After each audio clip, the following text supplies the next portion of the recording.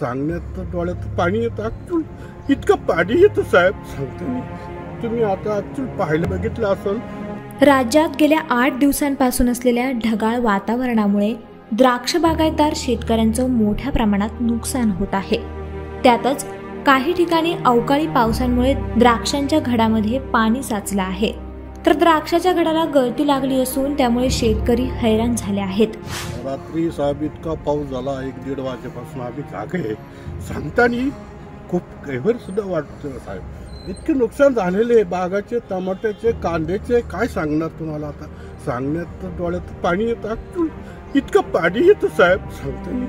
तुम्ही आता ॲक्च्युअल पाहिलं बघितलं असेल. पण साहेब आत्तापर्यंत खर्च इतका झाला आणि पुढे बी खर्च होणार आहे, तर काहीतरी थोडंफार फुलाची पाकळी मिळावी सरकार मायबापकडे इच्छा आहे. साहेब अजून काय सांगणार, पुढचंही सांगतात नाही. अजून हवामान खातं म्हणतं रोज पाऊस येतो, रोज पाऊस आहे.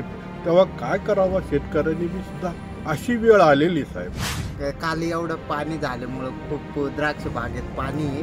आणि आता रात्री आम्ही 1 वाजता पावडर मारले, तरी आता जास्त कमी पाणी आलं तर परत पावडर मारावं लागेल. हो, आता पाणी आलं म्हणजे नुकसान तर होणारच, खर्च वाढणार. ते नुकसान 2 लाख रुपये झाला आणि पावसामुळे आता खर्च परत खूप वाढणार.